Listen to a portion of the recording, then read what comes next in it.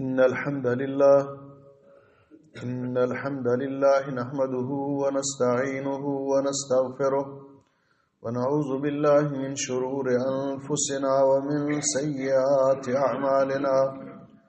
من يهده الله فلا مضل له ومن يضلل فلا هادي له وأشهد أن لا إله إلا الله وحده لا شريك له وأشهد أن محمدا عبده ورسوله يا أيها الذين آمنوا اتقوا الله حق تقاته ولا تموتن إلا وأنتم مسلمون يا أيها الناس اتقوا ربكم الذي خلقكم من نفس واحدة وخلق منها زوجها وبث منهما رجالا كثيرا ونساء واتقوا الله الذي تساءلون به والأرحام إن الله كان عليكم رقيبا يا أيها الذين آمنوا اتقوا الله وقولوا قولا سديدا يصلح لكم أعمالكم ويغفر لكم ذنوبكم ومن يطع الله ورسوله فقد فاز فوزا عظيما اللهم صل على محمد وعلى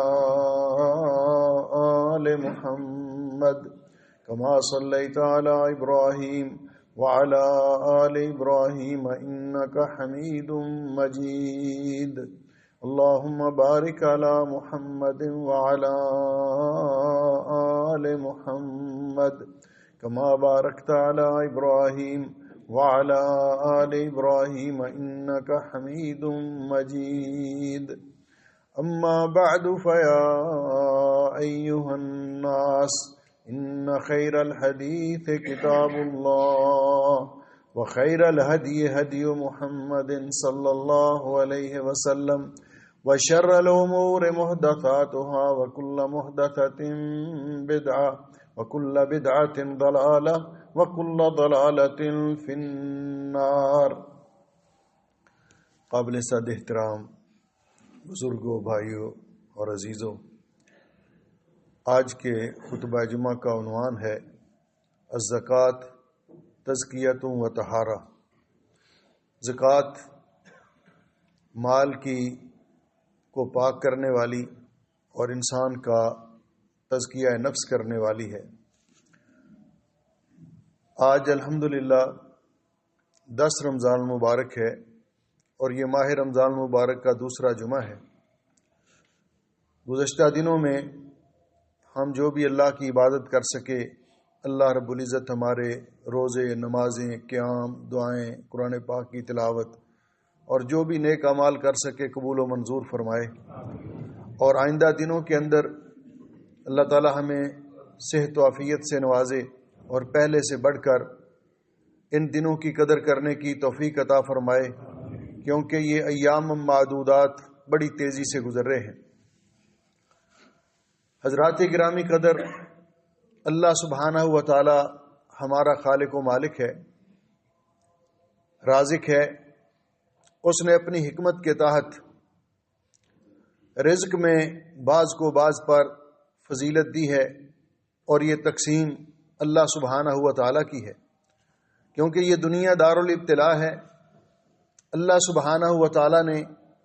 کچھ لوگوں کو مال دے کر آزمایا ہے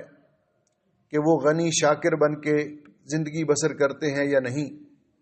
اور کچھ لوگوں کو مال میں کمی یا مال سے محروم کر کے آزمایا ہے کہ وہ فقیر صابر کا کردار ادا کرتے ہیں کہ نہیں کرتے۔ اللہ سبحانہ و تعالی نے معاشرے کے اندر معیشت کا توازن برقرار رکھنے کے لیے، ایک تو ہمارا امتحان لینے کے لیے، اور دوسرا معاشرے کے اندر معیشت کا توازن برقرار رکھنے کے لیے یہ تفریق کی ہے۔ اللہ سبحانہ و تعالی نے یہ قدغن نہیں لگائی کسی پر کہ وہ کتنا مال کمائے اور کتنا نہ کمائے، بلکہ حلال اور جائز طریقے سے جس قدر بھی وہ مال کماتا ہے اس کے لیے جائز ہے۔ لیکن اللہ سبحانہ و تعالی نے مالدار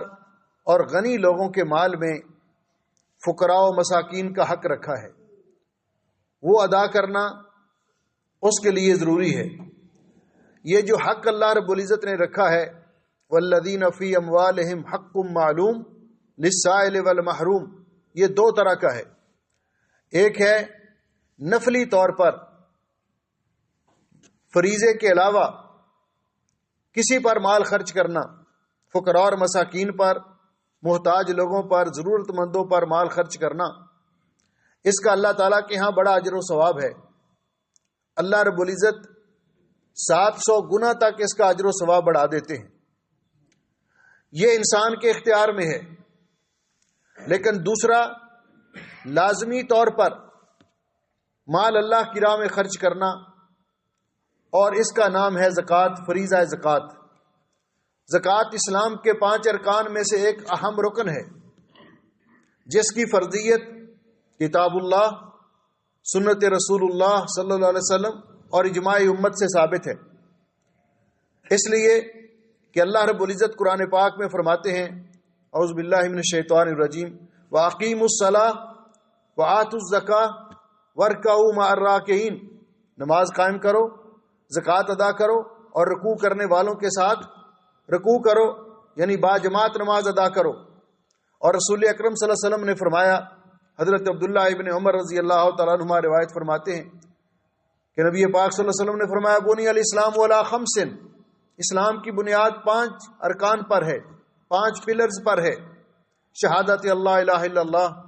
وان محمدا عبدہ ورسولہ واقام الصلاۃ وایتاء الزکاۃ والحج وصوم رمضان، یہ 5 اسلام کے اہم رکن ہیں۔ اس لیے اس بات پر اتفاق ہے علماء کا کہ جو شخص فریضہ زکوٰۃ کا منکر ہے وہ دائرہ اسلام سے خارج ہے، اور تاریخ میں حدیث پاک میں واضح طور پر موجود ہے، اور یہ بات ثابت ہے کہ حضرت ابو بکر صدیق رضی اللہ تعالیٰ عنہ نے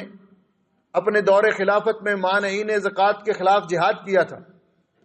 اور جو شخص فرضیت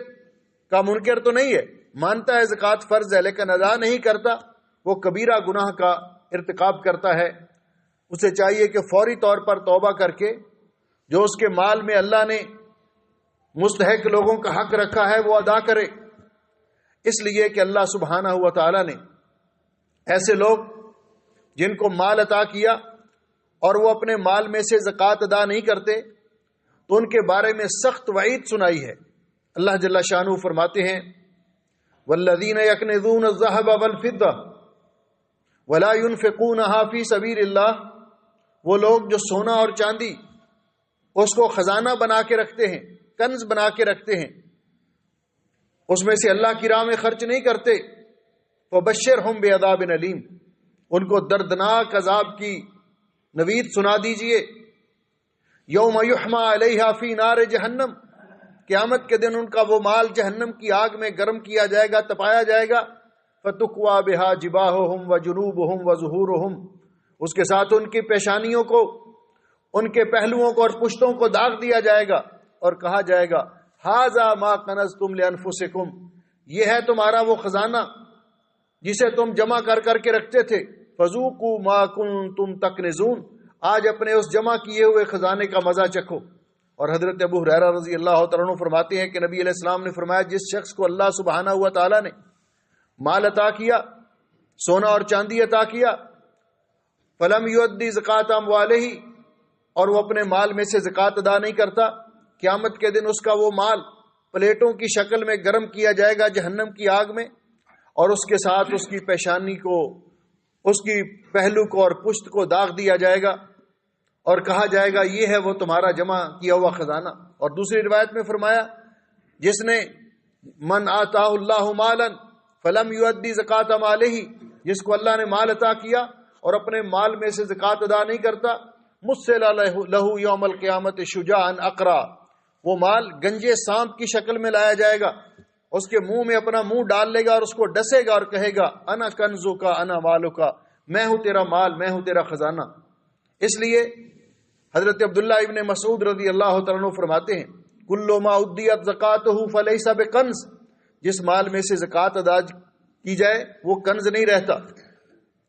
زکوٰۃ میل کچیل ہے مال کی، جس کو نکالنا لازمی ہے، اگر اندر رہے گی یہ باقی مال کو بھی تباہ کر دے گی۔ جہاں آخرت میں ان لوگوں کے لیے وعید ہے جو اپنے مال میں سے زکوٰۃ ادا نہیں کرتے، وہاں دنیا میں ان لوگوں کی معاشرے کے اندر جو نحوست پڑتی ہے،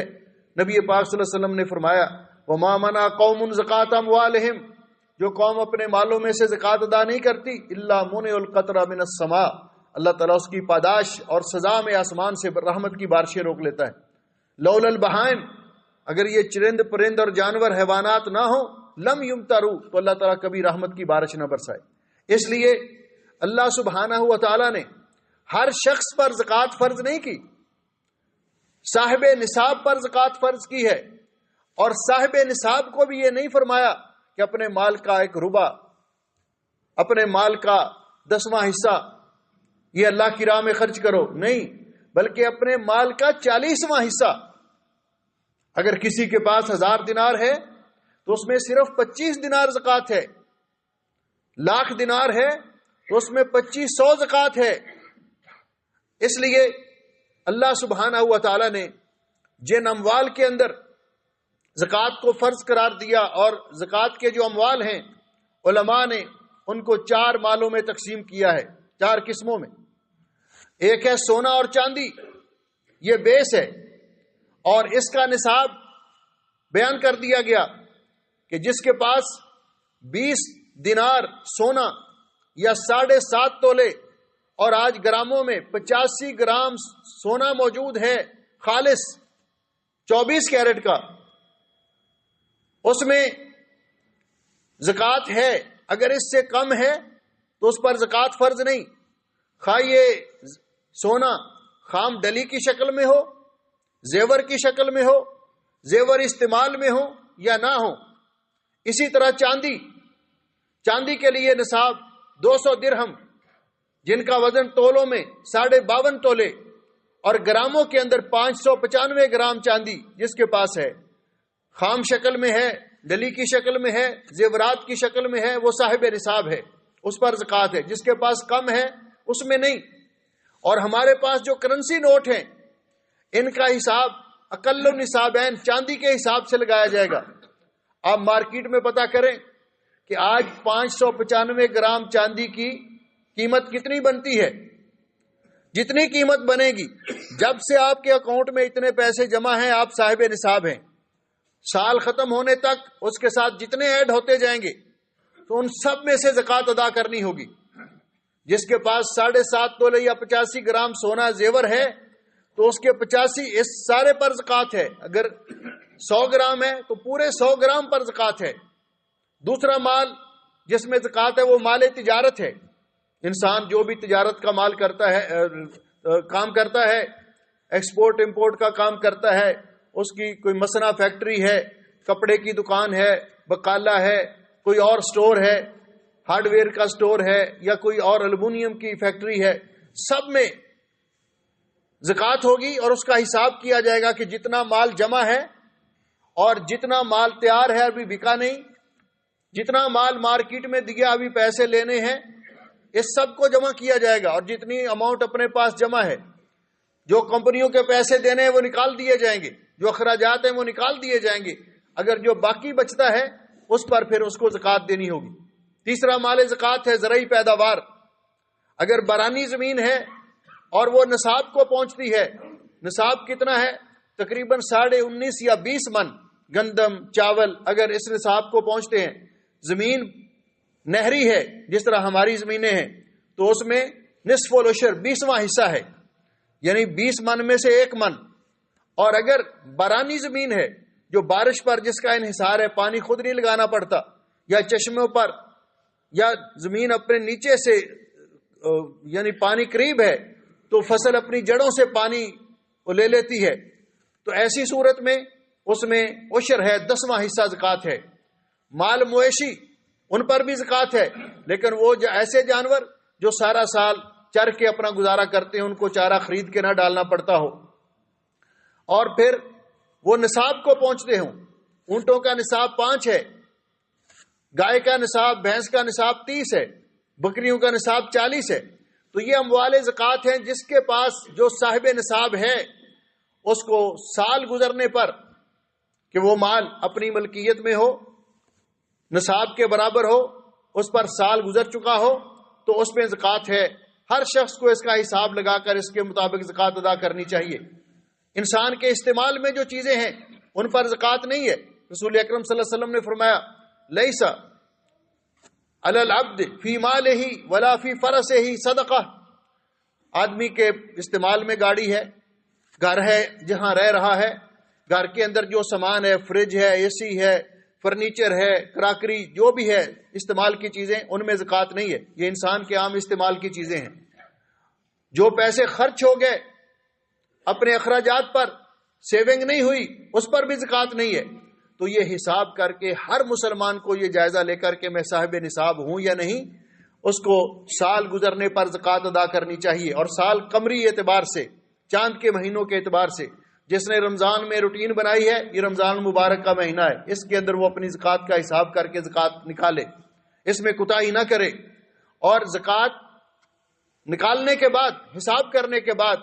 پھر زکوٰۃ کن لوگوں کو دینی چاہیے، اس کا انشاءاللہ دوسرے خطبے میں تذکرہ کرتے ہیں۔ اقول قولی ھذا استغفر اللہ لی ولکم ولسائر المسلمین من کل ذنب واتوب الیہ فاستغفروہ انہ ھو الغفور الرحیم۔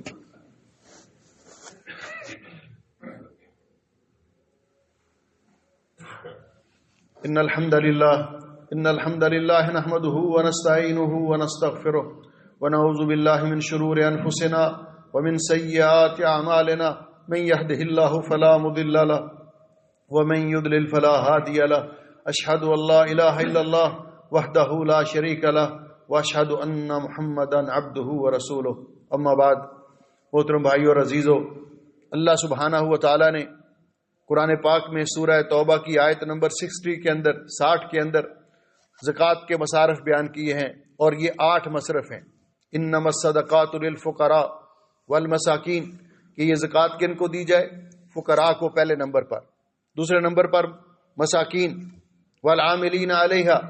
پھر وہ لوگ جو زکوٰۃ کے آفس میں زکوٰۃ اکٹھی کر کے پھر اس کو تقسیم کرنے کے لیے کام کرتے ہیں اور ان کو وہاں سے تنخواہ ملتی ہے، تو ان پیسوں سے ان کو تنخواہ دینا بھی جائز ہے۔ مؤلفات قلوب، جن کی تالیف قلب مقصود ہو، وہ کافر جو مسلمانوں کی سرحدوں پر ہیں ان کی ہمدردی حاصل کرنا مقصود ہو، یا کوئی نیا مسلمان ہوا ہے اور اس کے کفار جو خاندان ہیں انہوں نے اس کو نکال دیا ہے، تو اس کی دلجوئی کے لیے، اس کی امداد کے لیے زکوٰۃ کے پیسے خرچ کیے جا سکتے ہیں۔ والغارمین، اور جن پر کوئی توان اور چٹی پڑ چکی ہو، وفی الرقاب، اور غلام آزاد کروانے کے لیے، کسی قیدی کو چھڑانے کے لیے، اللہ کی وفی سبیل اللہ، اور اللہ کی راہ میں جو خیر کے کام ہیں، جہاد اور اس کے علاوہ جو خیری کام ہیں، وابن السبیل، اور مسافروں کو اگر ضرورت پڑ جائے سفر میں کی حالت میں اور اس کے پاس کچھ نہ ہو تو اس کو بھی زکوٰۃ دی جا سکتی ہے۔ یہ ذکر کرنے کے بعد اللہ رب العزت نے فرمایا فریضۃ من اللہ، یہ اللہ تعالیٰ نے فرض کیا ہے۔